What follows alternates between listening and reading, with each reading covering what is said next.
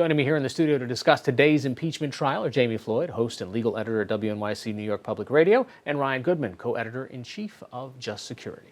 Jamie, let me start with you. The defense, what did we learn today? This was supposed to be a trailer of sorts. Yes, I like that phrase. You go to the movies and you get a little sneak peek. Yeah. And that's pretty much what they did. They outlined what will be their rebuttal to the argument to remove President Trump from office. They laid out why they say the president did not violate the law. He was acting in his presidential capacity, they say, and anything that he did was not an impeachable offense. And they addressed in a prequel fashion both articles of impeachment, and then they said, you know, we'll sit down for today and we'll come back at you Monday with a more detailed rebuttal. So in this, Ryan, one of the central contentions that they have is that what you've been hearing for 3 days, over 24 hours, is an incomplete set of facts. What are they talking about? What is the new information that the Democrats have been hiding? So that was what they tried to do. They tried to suggest, here we are now presenting to you new information that you haven't heard in the past 3 days. But a large part of it was addressed by the Democrats and the House managers. And Adam Schiff, even last night, went through this pre-buttal where he said, here's what they're going to say tomorrow, and here's what our response is to that. Right. They did fill it out to some degree with additional video of testimony by others. So they tried to problematize, like, when was the first time that the Ukrainians knew that the aid was suspended?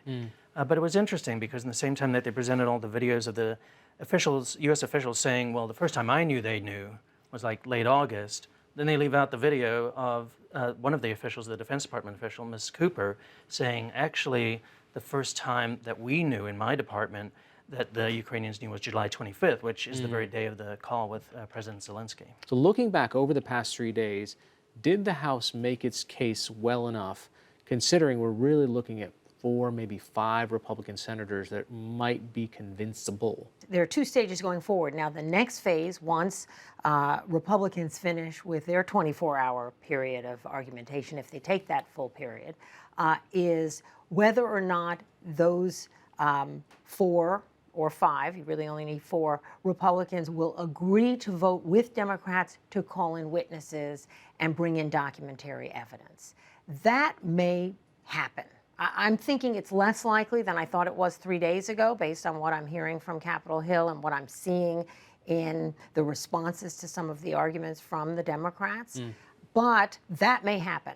Whether or not you can actually get the number of votes you need to convict, that's a completely different question. That's the end game, and highly unlikely. I think all analysts agree, and I think the Democrats see that writing on the wall. And I think one of the most interesting dynamics that we've seen in the past few hours and few days is that when the president's team now presents their facts and says, you've been told other things, here's some contradictory information, it actually forces this question of, okay, if I'm a senator and I can't really resolve it, what must I do but have a true trial where witnesses can come forward? Who knows the real answer to this?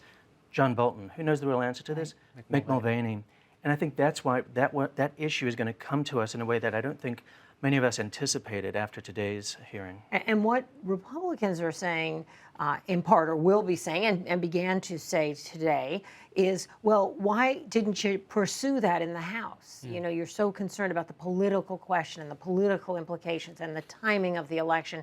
It was on you to pursue that in the House. But it is somewhat disingenuous when the White House was stonewalling. And even in a real trial, and of course we know this is not a courtroom in the truest sense of the word, this is a court of impeachment, but you can always call witnesses that weren't called in the grand jury setting. So this idea that we can't hear from witnesses is a bit of a fiction, and I think the Republicans know it. At the core of this also seems to be a case that says, well, what is the power of the presidency? Are these co-equal branches of government? What is the extent of executive privilege that this individual can say, I'm using this power?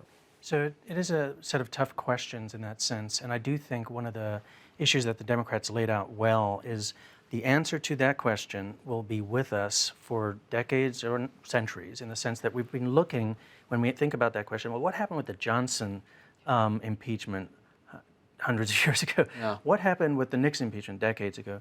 And so what the answer to that question here will define the relationship between the two branches for a long period of time. So can it be the case that a president can say, you know, you want any information from us? We're not participating whatsoever. We're not going to even tell you what specifically is executive privilege, just no participation. That's why the letter, this October 8th letter from the White House counsel to the House was declared by the New York Times in its headline, White House declares war on the impeachment inquiry, because it really was just nothing. You'll get no documents, no officials, no matter how low or high they are in the chain. Right. And that's something extraordinary that I think the Democrats are trying to say to the senators, this is about us too as an institution. And the impeachment power is where Adam Schiff landed at the end of his argument, knowing that that would be the last thing he would say to the senators.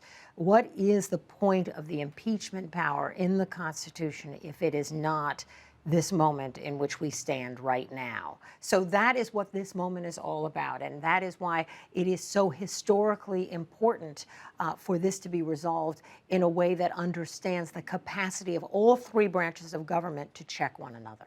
All right, Jamie Floyd, legal editor at WNYC, and Ryan Goodman, co-editor of the Just Security blog. Thank you both. Thank you. Thanks.